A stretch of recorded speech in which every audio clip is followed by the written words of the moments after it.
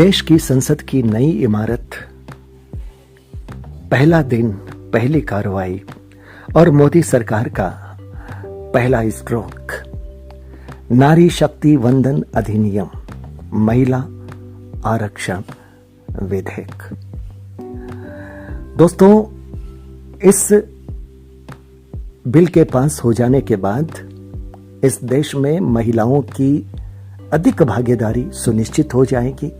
अधिक से अधिक महिलाएं सांसद विधायक बनेगी, क्योंकि यह भागीदारी 33% सुनिश्चित हो रही है और इसमें हर तीसरी सदस्य महिला नजर आएगी। अगर हम देश की संसद की बात करें तो वर्तमान जो संसद की कुल संख्या है उसके आधार पर 181 संख्या हमारी महिला जनप्रतिनिधियों की हो जाएगी। इस विधेयक का स्वागत महिलाओं ने किया है। ढोल नगाड़े बजे हैं और विशेषकर वे महिलाएं जो 2023 के नवंबर में कुछ राज्यों में जहां विधानसभा चुनाव होने हैं, जहां सीटों की मशक्कत चल रही है और महिलाएं भी जहां अपनी कोशिश कर रही है, उनके मन में कहीं ना कहीं एक आशा की किरण थोड़ी और जगी है कि आरक्षण बढ़ने से हो सकता है कि फिर टिकट मिलने में उन्हें सहूलियत हो जाए। 2024 सामने लोकसभा चुनाव भी है, तो क्या ये महिला आरक्षण बिल पास होने के बाद राजनीतिक क्षेत्र में जो महिलाएं अपनी भागीदारी को सुनिश्चित करना चाहती है संसद में, विधानसभा में, क्या ये उनके लिए वरदान साबित हो जाएगा? तो इसका जवाब है शायद नहीं, क्योंकि जो बताया जा रहा है उस आधार पर अभी परिसीमन होने के बाद ही यह बिल एक्टिव रूप से काम करने लगेगा और परिसीमन 2026 के बाद शुरू होना है। तो इसका सीधा सा अर्थ है 2023 के विधानसभा चुनाव, नवंबर में जो कुछ प्रदेशों में हो रहे हैं और 2024 का लोकसभा चुनाव,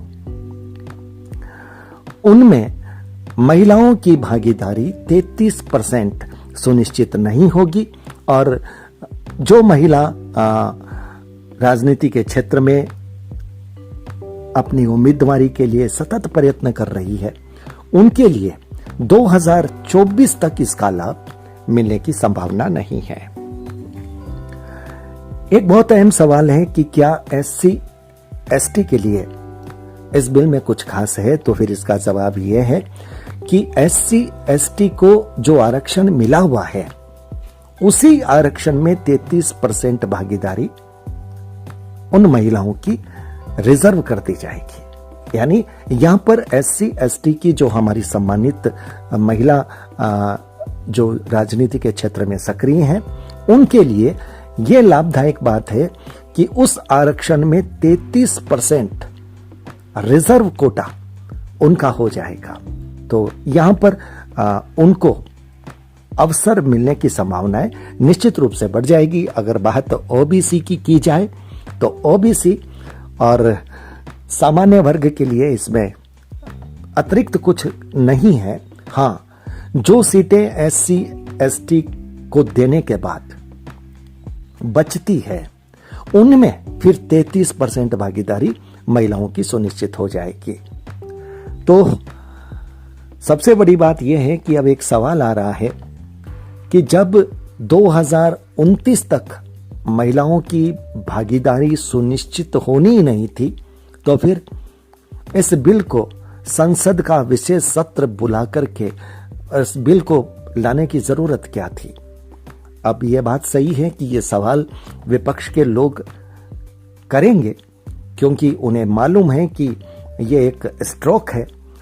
वैसे देखा जाए तो इसमें महिलाओं की भागीदारी होने से महिलाओं का अधिकार सुनिश्चित हुआ है, उनको लाभ मिलेगा। पर मोदी सरकार को इस बिल को पास करवाने से भी बड़ा लाभ मिलेगा। अब राजनीति के लोग हैं, अब इतनी सी राजनीति तो करनी बनती है। अगर कोई अच्छा काम कर रहे हैं, जो काम पिछले 27 वर्षों में कई सरकारों ने कोशिश की, नहीं कर पाए, और इस सरकार के एजेंडे में था, लेकिन उनको भी इतना वक्त लग गया।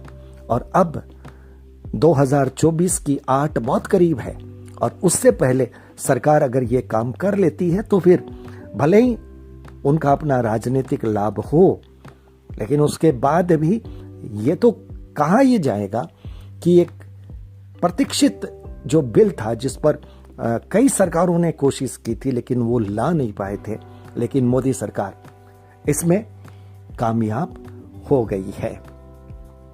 तो दोस्तों,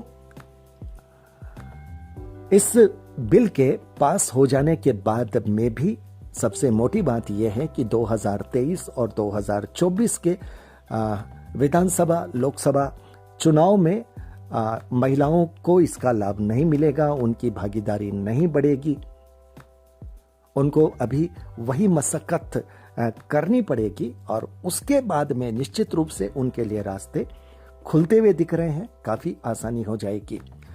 एक सवाल यह भी पूछा जाता है कि क्या राज्यसभा में भी इसका कोई आरक्षण है, तो इसका जवाब है ना, क्योंकि सरकार ने अपने विधेयक में साफ कहा है कि ये लोकसभा और विधानसभा के लिए ही ये आरक्षण लागू है।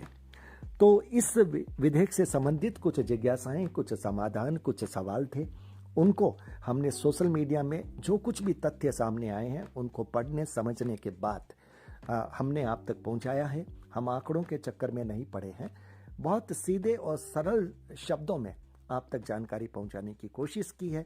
अगर ये जानकारी आपको उपयुक्त लगी हो तो लाइक कीजिएगा, शेयर कीजिएगा। चैनल पर अगर नए आए हो तो सब्सक्राइब करना बिल्कुल मत भूलिएगा। बहुत बहुत आभार, नमस्कार।